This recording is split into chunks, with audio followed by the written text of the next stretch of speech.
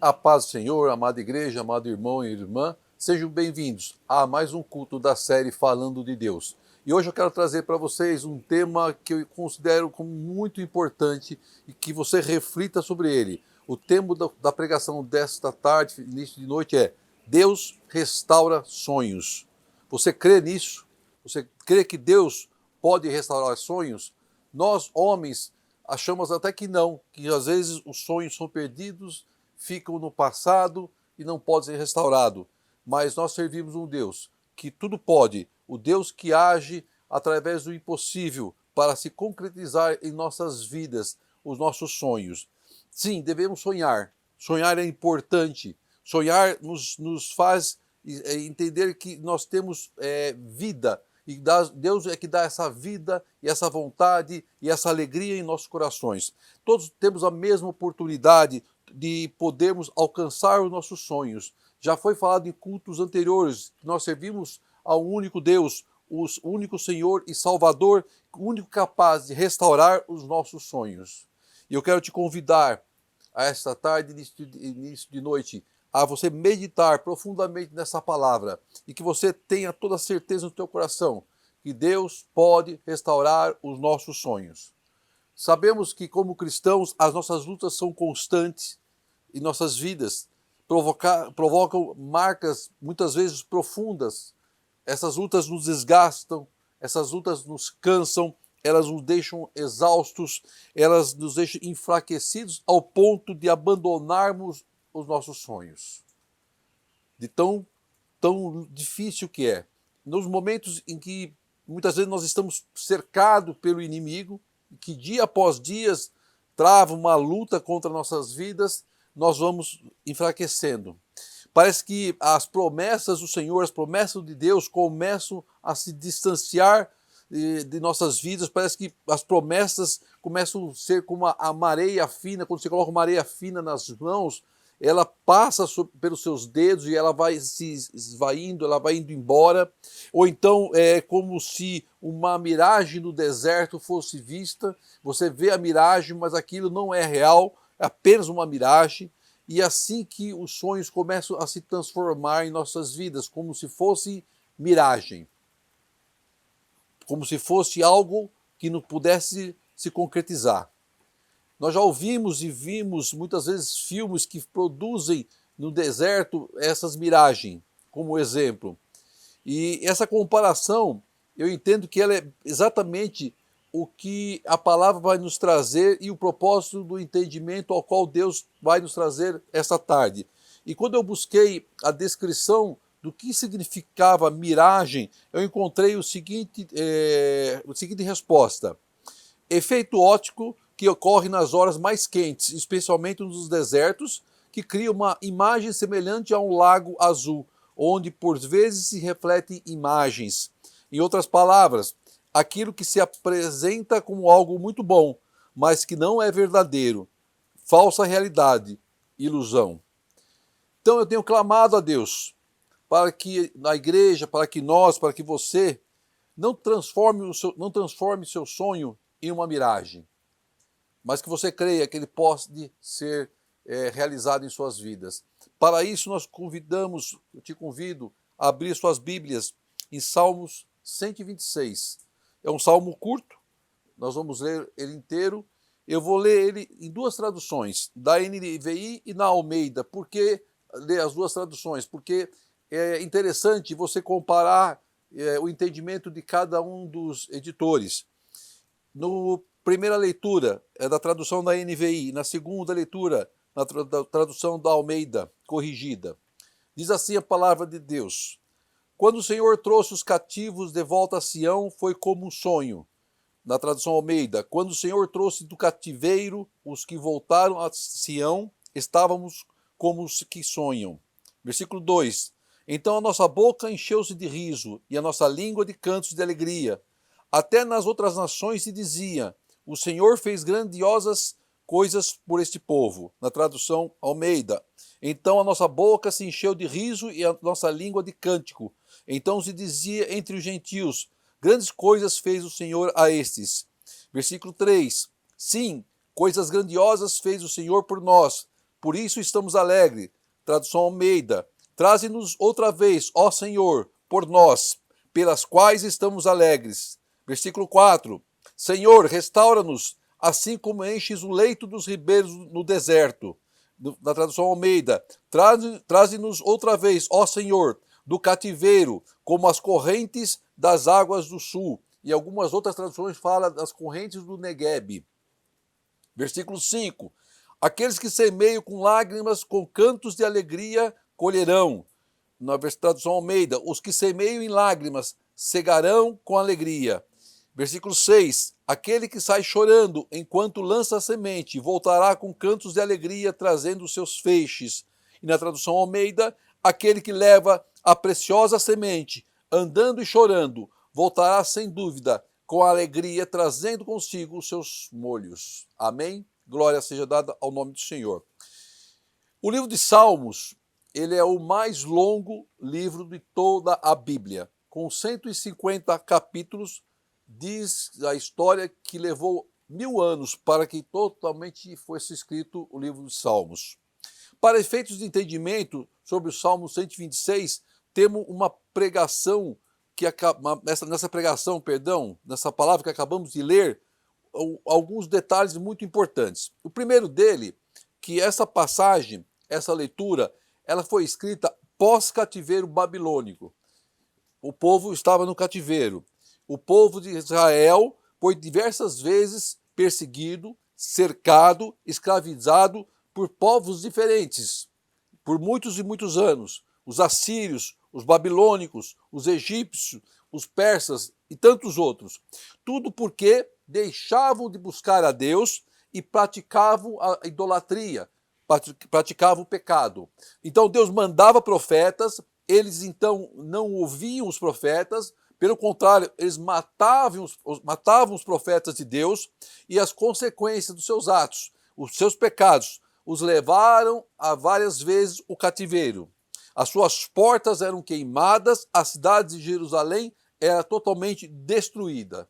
Diz a palavra de Deus também que houve uma época que a cidade de Jerusalém ficou em ruínas por mais de 140 anos, porque o seu povo estava totalmente desanimado, enfraquecido, cansado e sem esperança. A cidade em ruínas, os seus muros destruídos, suas casas queimadas, suas portas queimadas, as suas pedras amontoadas.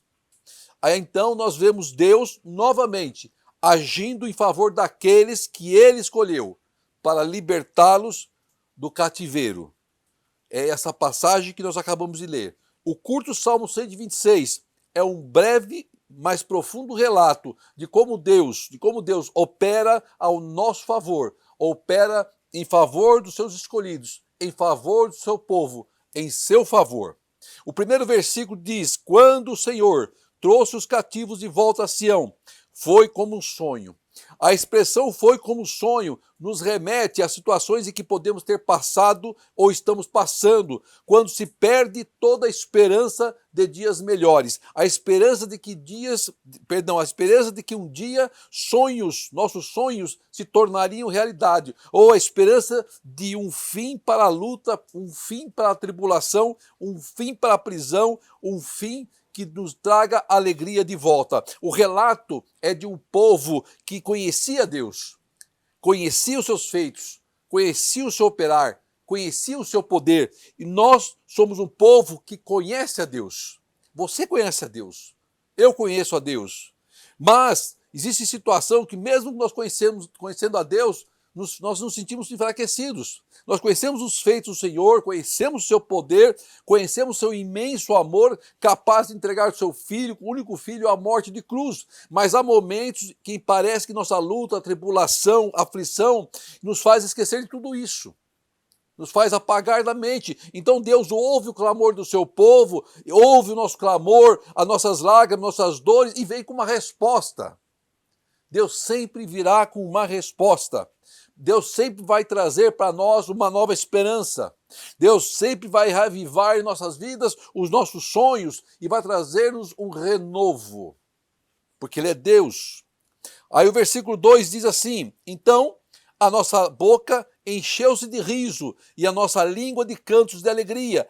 Até nas outras nações se dizia: o Senhor fez coisas grandiosas por este povo. Versículo 3. Sim, coisas grandiosas fez o Senhor por nós, por isso estamos alegres. Em alguns momentos de nossas vidas, lá atrás, ele está dizendo isso, nós nos convertemos a Jesus, nós entregamos as nossas vidas, os nossos passos ao Senhor, colocamos aos seus pés, confessamos o nome do Senhor como Senhor e Salvador, somos libertos, somos perdoados, somos salvos pelo Senhor e o coração de pedra é amolecido pelo Espírito Santo. Aí o que acontece? Nós nos enchemos com a sua presença, ficamos alegres, ficamos felizes, extasiados, com os ouvidos e olhos abertos espiritualmente, vivendo intensamente o primeiro amor.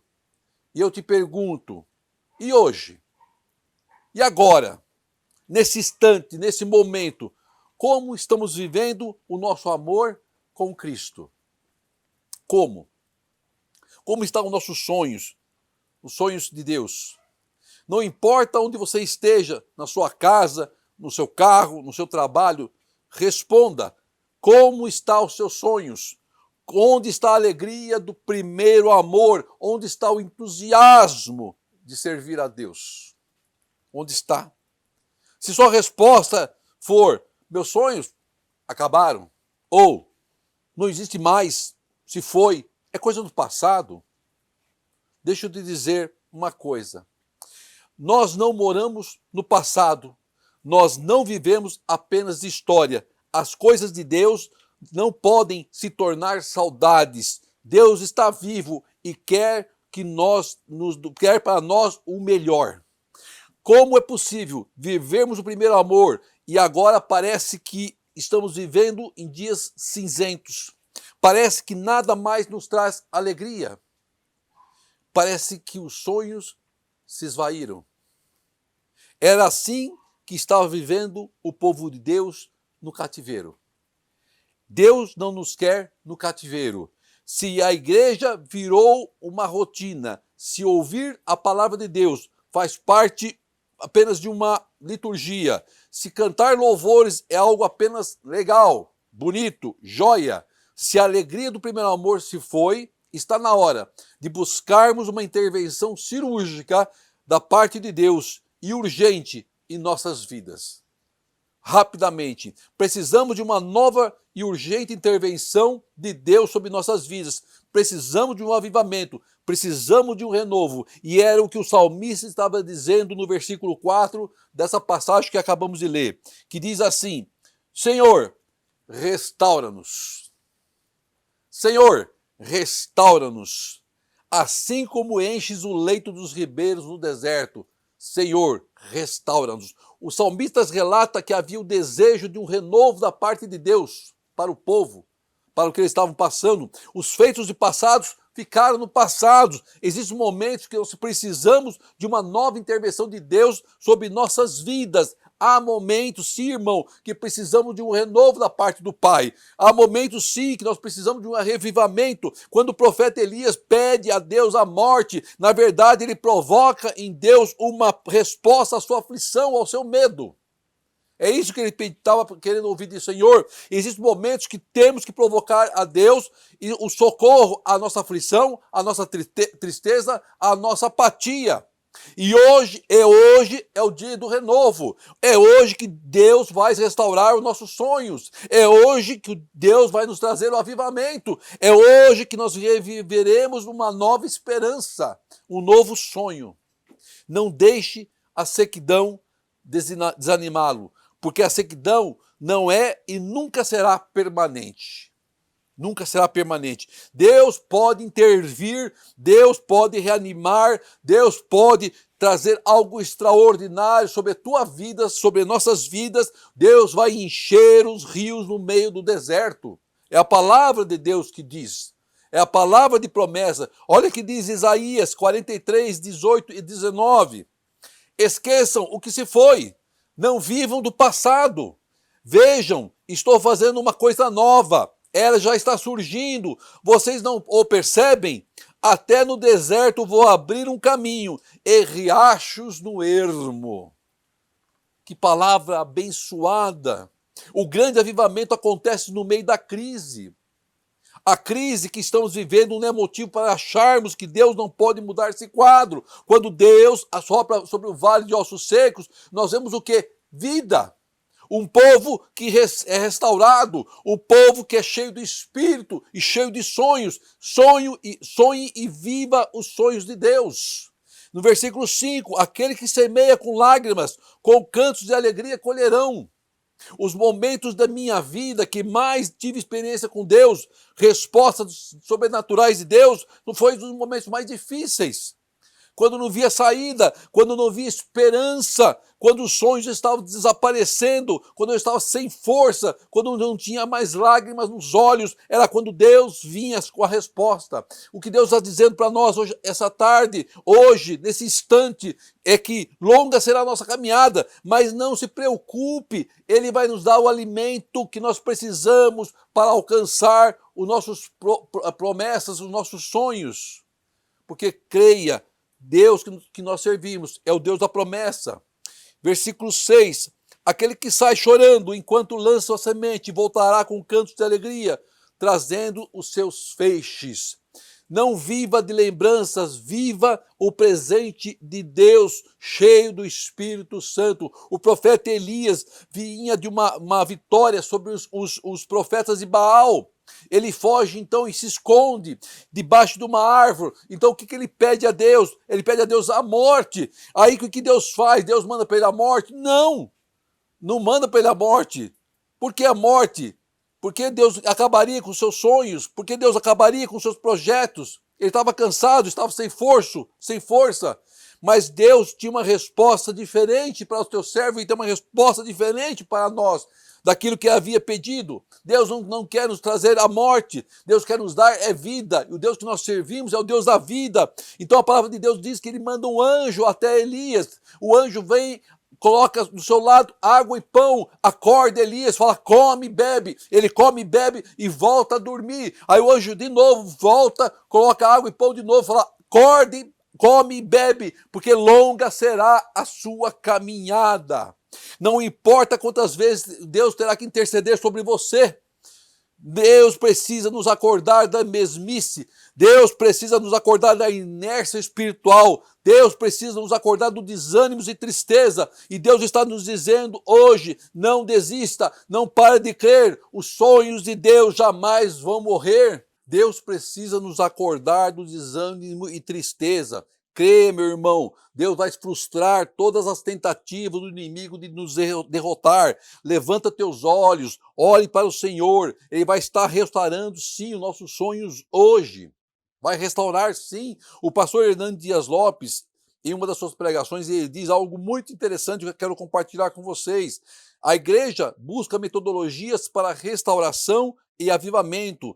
Vamos reavivar a igreja, vamos mudar a forma dos cultos, vamos pintar as paredes, vamos decidir uma nova forma de louvar, tentando tapar o sol com a peneira. Isso palavra do pastor Hernandes. Criando métodos humanos para aquilo que compete somente a Deus. Só o próprio Deus pode restaurar a igreja. A restauração emana do trono de Deus. Aí ele continua, nós estamos à procura de melhores métodos, e Deus está à procura de melhores homens. Deus não unge métodos, Deus unge homens. Aquilo que buscamos, somente Deus pode dar, somente Deus pode restaurar e nos renovar. Então o salmista busca exatamente isso, a restauração por parte de Deus ao seu povo, ao povo do Senhor. Senhor, restaura-nos. Clamar a Deus é certeza de resposta, porque Deus ouvirá a oração de um justo. Chore aos pés do Senhor, e a chuva torrencial de bênçãos descerá sobre a tua vida. Chore aos pés do Senhor. Quando Elias sobe ao cume do Carmelo, em oração, buscando uma resposta de Deus, o que vem de resposta? Diz a palavra que eu vejo uma pequena nuvem, né? Tem até um louvor do tamanho da mão de um homem. Esse é o sinal de que vai chover. É assim que o crente vive. Ele vive pela fé. A oração é o grande segredo. Quando o céu de nossas vidas estiver cinzento, ore ao Senhor. porque ele virá com a resposta. Sempre que a igreja orou, a resposta de Deus veio. Sempre que a igreja buscou, Deus mandou o alimento. Sempre que a igreja esperou no Senhor, os sonhos foram renovados. Certa vez, um pastor coreano, isso que é uma história verídica, um pastor coreano em visita ao Brasil foi questionado por um pastor brasileiro sobre por que os pastores coreanos se levantavam todas as madrugadas para orar. E ele perguntou se isso seria um costume oriental, uma cultura oriental, algo de prática deles. Então o pastor coreano olhou nos olhos do pastor brasileiro e disse: não, muitos se levantam na madrugada para ganhar dinheiro. Nós nos levantamos de madrugada porque Deus é prioridade em nossas vidas. Deus tem que ser prioridade em nossas vidas. A igreja precisa de um reavivamento. A igreja precisa de uma intervenção por parte do Senhor. Somente através da restauração, a mesma que o salmista buscou, veremos as torrentes encherem os rios secos do deserto. Na savana africana, se você já assistiu o filme, existem períodos em que toda a região sofre e vive uma grande secura, calor escaldante, e uma luta pela vida é diária. Somente os fortes e preparados sobrevivem. Mas quando eles veem as chuvas, quando vêm os períodos de chuvas, a terra, os rios se enchem, os lagos se enchem, o campo se vem a florescer, a vegetação cresce novamente e há alimento em abundância. No momento que estamos no deserto, os rios secos, então Jesus se levanta e nos traz uma palavra que reanima o nosso coração. João 7, 37, 38. E no último dia, o grande dia da festa, Jesus pôs-se em pé e clamou dizendo: se alguém tem sede, venha a mim e beba. Quem crê em mim, como diz a Escritura, rios de águas vivas correrão no seu ventre. Viva os milagres de Deus. Deixe os rios do Senhor encher a tua vida. Deixe Deus trazer para você os sonhos, reavivar os seus sonhos, a sua esperança, a sua alegria. Que essa palavra fique enraizada no seu coração e que Deus possa ter falado com você grandemente. Nós vamos orar agora, agradecendo a Deus por essa palavra, por essa rica e maravilhosa palavra do Senhor, que nos encheu e nos trouxe alegria ao coração. Feche os teus olhos, assim você puder, e abaixa a sua cabeça, em nome de Jesus. Querido amado Deus, amado Pai, te agradecemos por essa palavra tão abençoada e maravilhosa, Pai. Que os nossos sonhos, Pai, sejam sonhos de Deus, que nossos sonhos sejam restaurados, que recebemos de Ti, Pai, o reavivamento, Pai. Que sejamos, Pai amado, cheios do Teu Espírito, Pai amado, alegres, Pai, na certeza, Pai querido, que os rios se encherão aos nossos pés, às nossas vistas, Pai querido. Te agradeço pela Tua igreja, pelo Teu povo, aquele que participou e assistiu a esse culto, Pai, que seja grandemente abençoado por Ti. Que o grande amor de Deus, as doces e maravilhosas consolações do Espírito Santo de Deus estejam com todos, em Cristo Jesus. Amém e amém. Glória seja dada a Ti, Senhor. Amém.